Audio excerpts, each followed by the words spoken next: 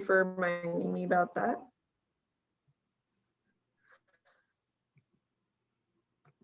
All right. So without further ado, I will turn this over to Kervin, the Traveling Macco, and I definitely recommend you checking out his website. He's got some great blogs and videos, and he's done some other video work at Severson. So if you need to do some more vicarious travel, I would definitely recommend checking out his website, which is travelingmacco.com. And again, without further ado, I will turn this over to Kervin. Thanks, Anne. As she said, my name is Kervin Thomas, the Traveling Macco. So the name actually came up about between me and a friend. I told him about what I was trying to do, and he said that I'm a Macco. A Macco in the Caribbean means like somebody that's all up in other people's business, and I love traveling and nature, so I just thought it would be cool to, add that to nature. I try to be all up in nature's business. So that's where the name Traveling Macco comes from. So my wife and I, we've been road tripping since 2015. She's actually been road tripping before me, but when we got together, we started road tripping together. We first started doing hotels. So whenever we did a trip, we would try to stay at a hotel along the way. Our first road trip, we went to Portland, Oregon, which was a beautiful trip. We usually take 2 weeks off to do the trip, at least a week on the road, a couple days at wherever we're going to stay, and then like 2 days drive back.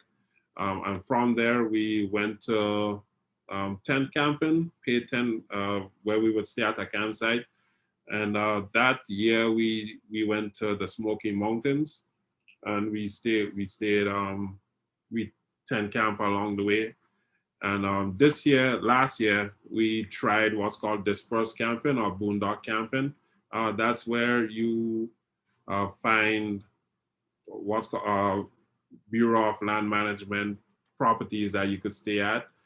There's no sign of living. The way you tell is by stones that create a fire ring. So everything is like off the grid completely. And so we tried doing that last year. And we found out that the eastern part of the country doesn't have that much dispersed camping. So we found a couple places that were dispersed, but other than that, we had to go back to like paid campsites, which was pretty cool. It was weird during the COVID season because a lot of campsites were packed because everybody wanted to go outside and be outside. And some of the states wouldn't allow us. I think it was Vermont. One of the campsites didn't allow us because we were outside of the state. So that was kind of weird. And we later found out that most of the campsites in Maine was shut down because of the same reason. So our trip to Maine was kind of cut short, which which kind of sucked. But it just invites us back to explore Maine a little more. So we have some at least 3 rules for our road trip. No GPS. We only use the road atlas, and by doing that, we kind of go off the beaten path. We go around all the traffic and all the people that are trying to be outside. We find very interesting things. On our road trip that we did to Portland in Yellowstone, we found out the spot where all the bison went to sleep because we took our off-road that was on the road atlas, which was pretty cool.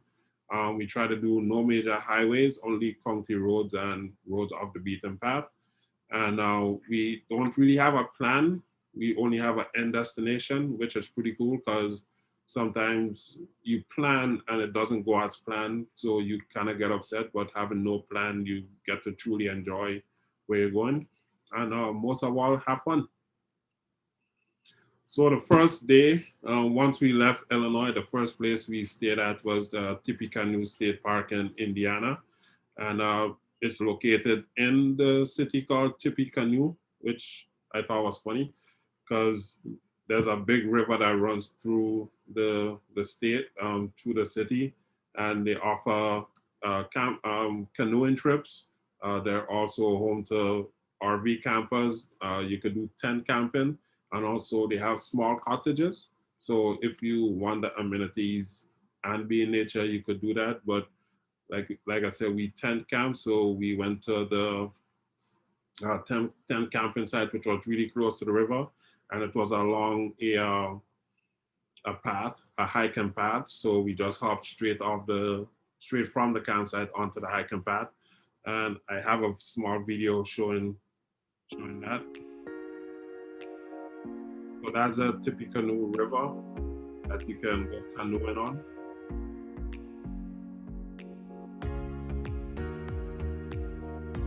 And that's just along the path that we took. So I thought this campsite, they had water, ice, and firewood. And for every campsite that we stay at, we try to respect the state's laws when it comes to firewood. So we try to get the firewood that's in the state because we don't want to bring any pests along the journey with us. Second place we stayed in was in Ohio, Delaware State Park. I would not recommend staying there if you do not have an RV because it's so loud. Like we were in our tent and it's close to the highway and it wasn't really fit for tent camping, but they just kind of allowed us in. So we were kind of meshed between RVs and it wasn't the best experience. The dogs stay up all night because they heard stuff and they were barking. But it had a lot of amenities. There were showers, hot water, which I like because I cannot go to bed without sleeping, even if we're camping. So that was like one place that we found that was super cool. On day 3, we went to Pennsylvania, the Colton State Park. The Colton State Park offered really primitive camping. There wasn't any water, there wasn't any amenities. You just set up camp. They had a fire ring, which was pretty cool. So we actually got water from a bar that was all the way down the mountain. We filled up a 5-gallon collapsible pouch that we usually carry, and that's how we had water. But Colton State Park is also called the Grand Canyon of Pennsylvania, and what you're seeing is the canyon right below the mountain. Back in the 1800s, it was used for logging, so that they would cut the trees and let it fall into the river, so they would take it down the river. And this is just another short video from our heights area.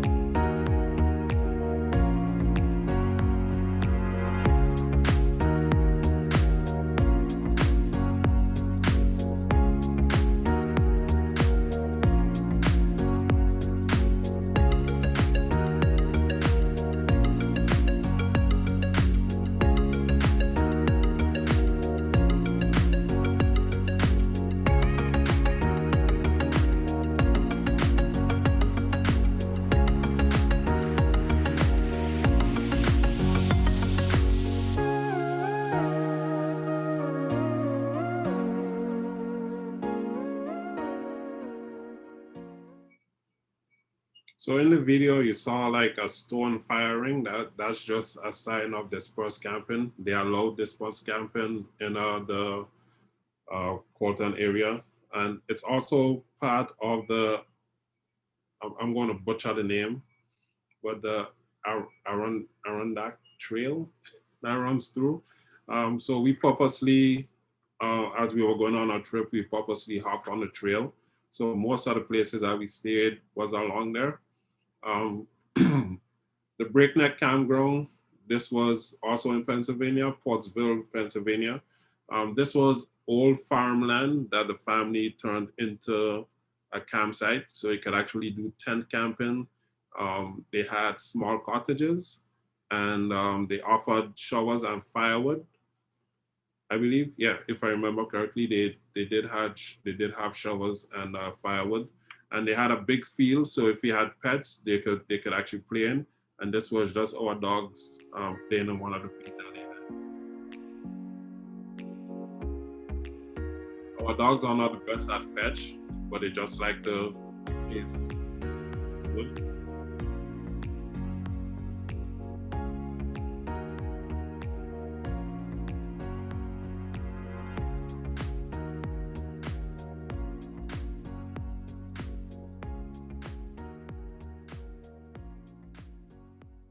So this was one of the first camping trips that we took the dogs. The other trips that we took, we didn't have the dogs with us. So it was pretty interesting and new for us. We had to find places that the dogs could have some form of activities in. And because we don't really like having the dogs on the leash all the time and in the car all the time. We just believe that they need to be free. So when we got to New York and Vermont and New Hampshire, it was really cool because they have parks that allow dogs to be off the leash. And when we stayed in New York, the Cherry Ridge campground was one of the dispersed campsites that we stayed at. It was our first come, first serve. And it was all the way up in the mountains, so you were very far away from any traffic noise. It was super cool, really quiet and serene. The morning when we woke up, there were actually people on horseback riding. And this is just some of the scenes from the Arundel trails that we took through New York as we went through to get into Vermont. So while we were in Vermont, we actually stayed at the Groton State Forest. That one had another dispersed campsite that we stayed at. It was really cool because you got to see the sun go down. There wasn't anything blocking that. The views were really awesome. And it was like truly dispersed, like you had to drive up through the brushes to get to where you wanted to put the tent down. If you look at the bottom left of the screen, you see where the stones were. That's how we knew that it was one of the campsites. But this is one of the spots that we found that was really awesome. So we actually spent a lot of time in Vermont just because of all the activities they had. Another cool thing that we found out about Vermont was that they had a lot of offshoots. So just places that you could pull on the side of the road to like either hop into the river or like get to see a cool sight or something. This is a short video from the Owl's Head Trail that's in Groton State Forest, Vermont, with a pretty cool view at the end.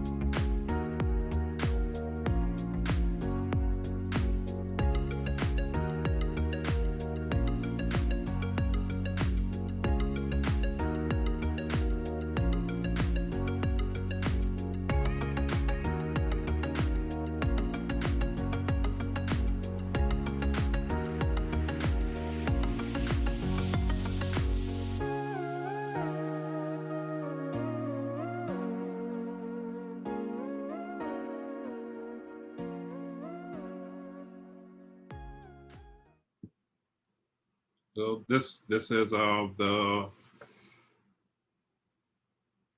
Catapon, and yeah, that's a Catapon, and that's the Green Mountains that you're seeing all the way in the back. It was a really moderate hike. It wasn't anything too strenuous. We had the dogs off the leash. We had to put Bella on the leash because when she sees people, she likes to try to jump and kiss them. but Chase is well behaved, so he was off the leash the entire time. But the fact that they allow your pets off the leash so that they can run free, what we thought was a pretty cool aspect. And this is one of the offshoots that we found that went down to a river. And these are the dogs in the river.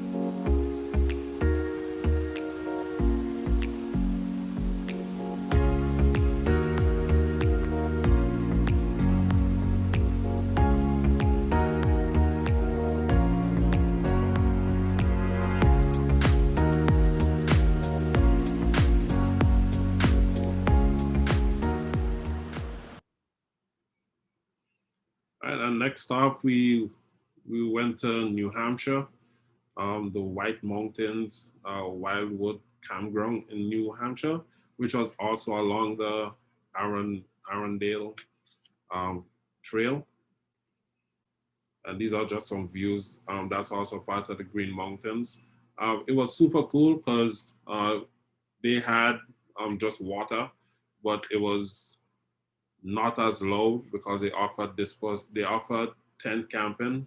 It was paid, but just the serenity of the place, just it was worth it. And we saw a lot of moose crossing signs, and I was kind of disappointed because I wanted to see a moose, and they had a bunch of moose crossing signs, and I thought it was false advertising because we didn't see a moose cross for the entire time we've been there. But it was along another place along a river with an offshoot. So if you played at the park, you could just run down and cool off in the river. These are the dogs enjoying their water time in the river again. And this is how they sleep. So what we found a tent by Coleman that had a small area that dogs and pets could sleep in. So once we got an oversized bed, I think my wife made the bed. It fit perfectly in that little cubicle, and yeah, they were pretty comfortable. They slept well, and yeah, this is part of the Arundel Mountains along the trail that led from Vermont to New Hampshire. And then we got to Maine. So in Maine, we found this pretty cool bridge that went over the Penobscot Narrow, the river, which linked the town of Prospect with Verona. And the river was actually navigated by the English in the 1600s and also by Samuel de Champlain in 1604. It's named after the Penobscot Indians. And there was two major battles that went on in the 1600s. One that went from 1673 to 1759. That was between the French and the British. And then they had another one between the British and the Americans that lasted until the 1800s, 1815, I believe. And this bridge, if you look to the top, there's an observation deck. And with that, you can have the view of the entire river. But unfortunately, because of COVID, it was closed down, so it wasn't something that we could visit. And these are just some of the cool coastlines of Maine that we visited. So unfortunately, like I said at the start, everything in Maine was pretty much shut down. So once we got to Maine, we actually stayed at an Airbnb because we couldn't get to any campsites. And after the night, we stayed there and pretty much recouped. We took a look at the road map and decided that we were going to try to take US 20 all the way back, because US 20 is one of the highways that goes from east to west in the US. So when we hopped on, we drove from Maine straight through New Hampshire and stayed in the Green Mountain National Forest in Vermont. And in the mountain, it's also a dispersed campsite. So we stayed there the night. While Rockford was getting ravaged by the summer storm with the tornadoes. We actually got like part of that while we stayed at the Green Mountain National Forest, because the night we stayed there, we had to leave the tent and go sleep in a Jeep because there was the thunder and lightning that was happening. So just to be safe. And yeah, we started heading our way back from there. We drove straight through New York into Pennsylvania, and we saw one of the coolest sculptures that I've ever seen. It's a sculpture of a bald eagle made out of metal, and that was pretty much it. From Vermont, I drove straight to Rockford all through the night. I think we left Vermont after 8 in the morning, and I drove through till we got to Rockford like 3 in the morning. So it was an all-nighter. I wouldn't advise that for everybody. It it was it wasn't the best experience, but once you have good music and motivation, you could drive. I could drive any distance. So that's pretty much it. Is there any questions?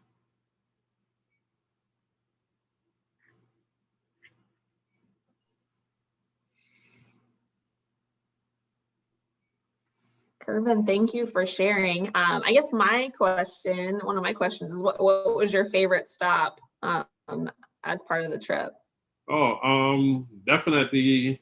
The entire time we stayed in Vermont, it was there's something different about Vermont. They it seemed like they really love and appreciate nature. So being among the forests and stuff there, it felt alive, and just seeing the dogs be able to run free without any restrictions was a pretty cool experience.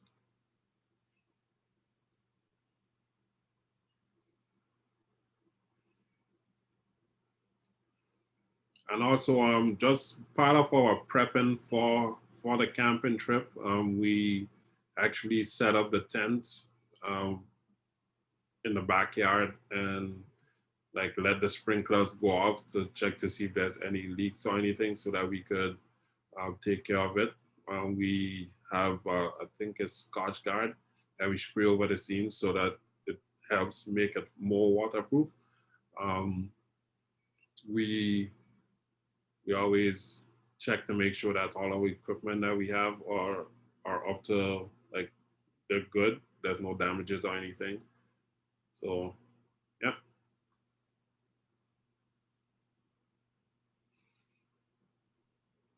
Looks like Jesse was asking what your favorite hike of the trip was. Oh, the favorite hike that was part of the Groton State uh, Preserve in Vermont. It was a very far hike that went through the forest, and we got a cross path in the along the hike, and we were like, wait, there's no sign showing where we should go, so we were kind of lost. But it was pretty fun because there wasn't any real bad decision you could make, because if you followed the trail, you got a pretty cool overlook. The Owl's Head was definitely worth the hike, getting that view to the top and seeing the scenery, the river, and the green mountains and everything. Yeah.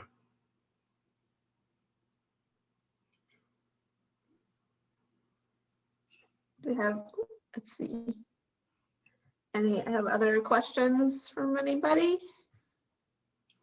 Jesse.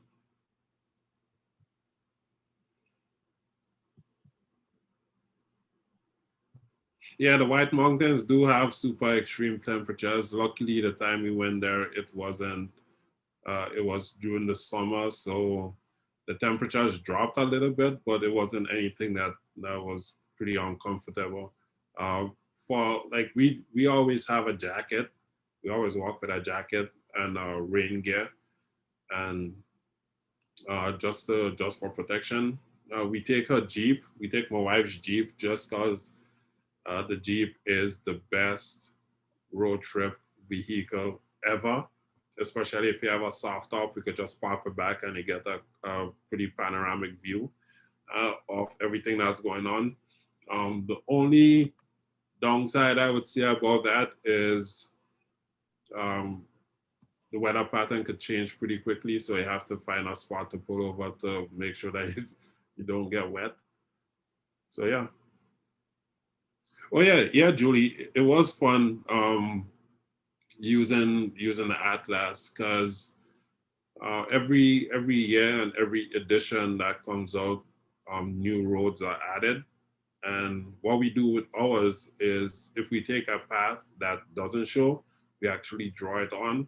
So if you look at our road atlas, each color represents a trip that we took. So we know where we've been. And if we decide to visit somewhere, we pretty much know the path, the back roads to take to get there. Yeah, and my wife is pretty good with using the road atlas. So I'm just a navigator. I drive. She tells me where to go, and I drive to go where she tells me to go. Yeah. Yep. No, no interest in wildlife. I was disappointed. The only interest in wildlife I saw was my dogs running through the backyard. There wasn't anything. Yeah, I was really disappointed. Like my wife could tell you that one of my goals is to see like a dormant wildlife and try to hug it or something. Like I would be the guy that you read on the news that got mauled by a bear because I tried to hug the bear. Yeah. Oh, for food, we we um we have oats. We eat oatmeal for breakfast every day.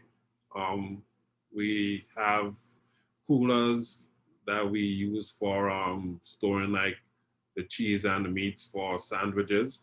Um, if we see that we're running out, we'll try to find a small town that we get supplies from.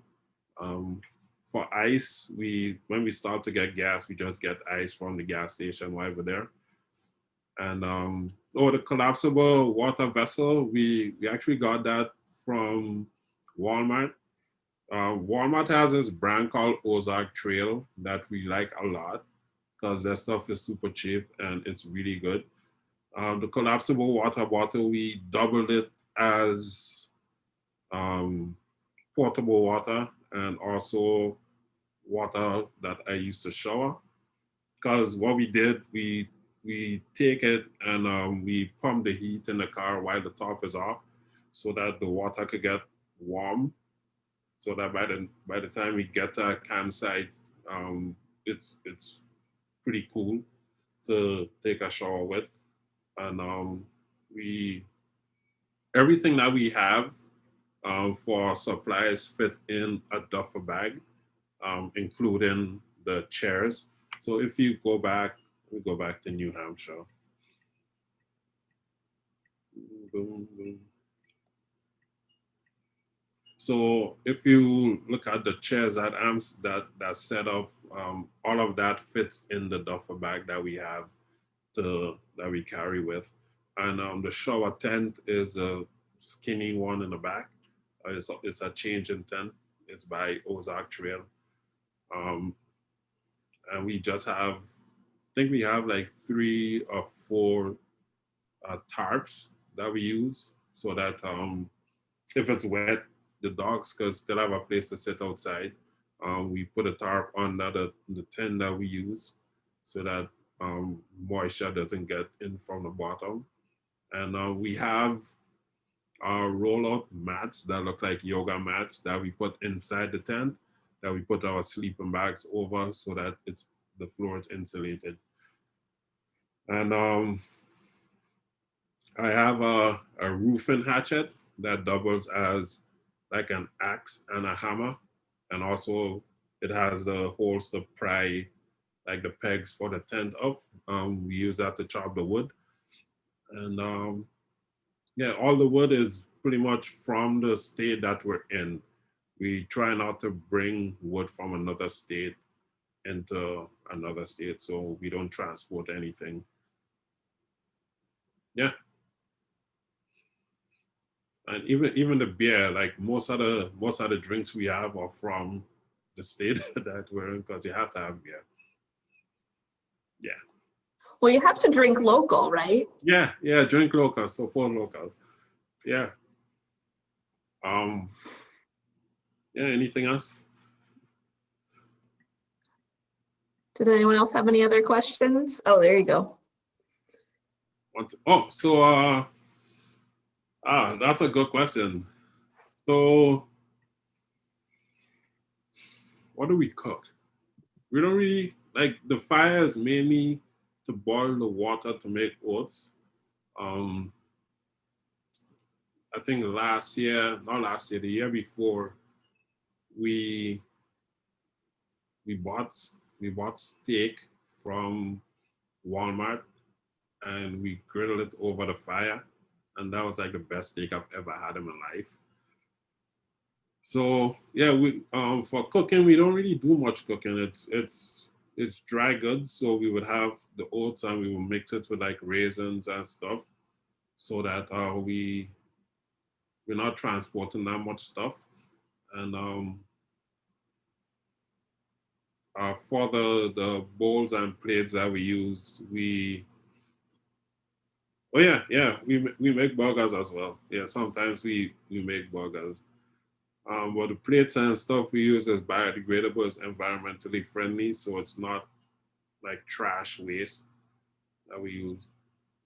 Yeah, and yeah, we will make burgers. My wife would actually ground her coffee before we set on the trip so that she has coffee on the trip because she has to have coffee. I have to have beer. So yeah.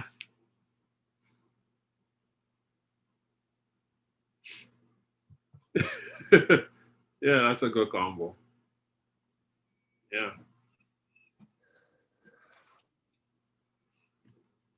Anything else?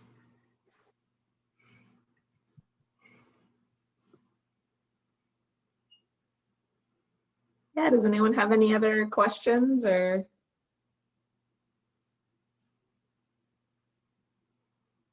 I guess one of my last questions, I always enjoy a good road trip. Was there a good section of road that was kind of off the beaten path that you would recommend people take instead of maybe a main highway? Ooh, that's a good question. I think from Illinois to the Smokies, it has I try to remember the highway, try to remember the road that we took. But there's like a stretch of parks from Illinois to the Smokies that you could take. It starts off by the Shawnee National Forest and just stretches all the way down from Illinois to through Kentucky and into Tennessee without touching one of the highways.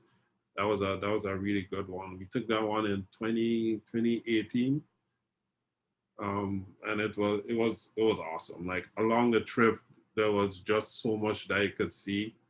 Um, like there wasn't a bad spot. I'll have to go through the atlas to see what road we took to put that up. But it was a really good trip. What the park we stayed at in Kentucky, we were the only 10 campers. Everybody else had RVs, so we pretty much had the primitive side to ourselves.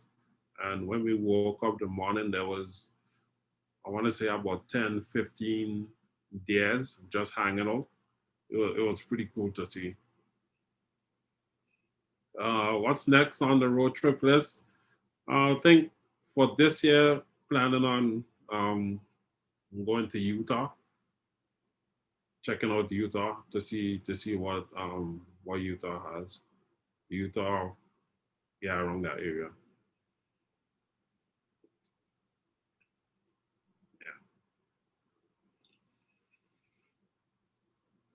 All right.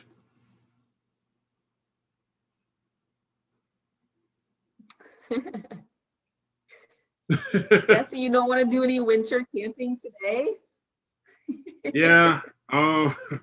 That's actually on my wife's to-do list to do some winter camping.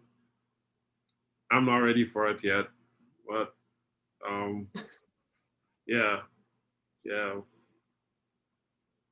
I think the closest we got to that was um, up on Michigan, close to the lake. Trying to remember the name of the town. Starts with a T. But it was way like up Traverse City. Thanks. Yeah, it was way up there, and it was in the fall. And I think that night it dropped down to like 30, 20, and I was already freezing. So I'm like, yeah, no to the winter camping for now. Yeah.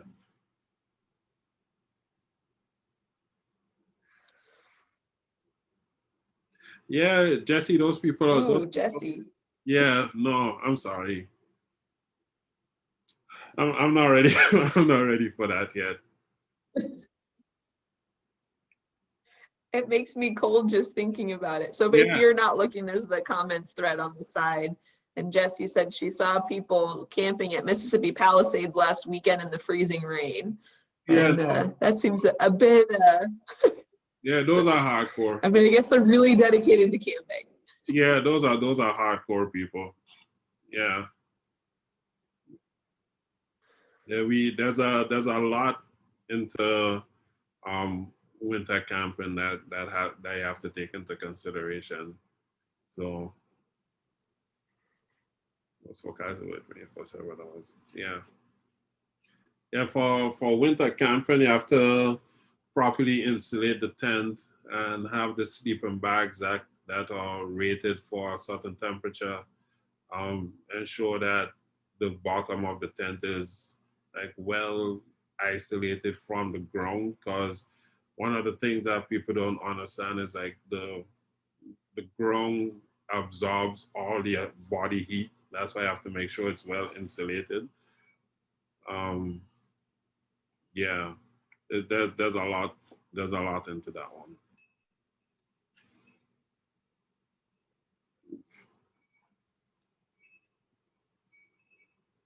All right, does anyone have any other questions for Kervin?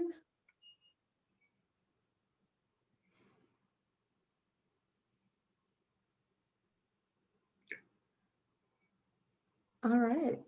Well, Kervin, thank you so much for sharing your and your wife's adventures with us. And again, if you haven't, when you have a chance, check out his website. It's travelingmacco.com, and it's got some great pictures, and there's blogs and other videos on there. So there's lots more travels and local sort of local travel things as well, which is kind of fun to see what's happening in our backyard.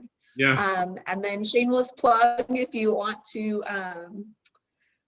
join us in 2 weeks, we will have our next Travelogue with Andrea Wallace Noble, one of our staff at Severson Dells, that will be sharing some photos from northern Arizona and southern Utah.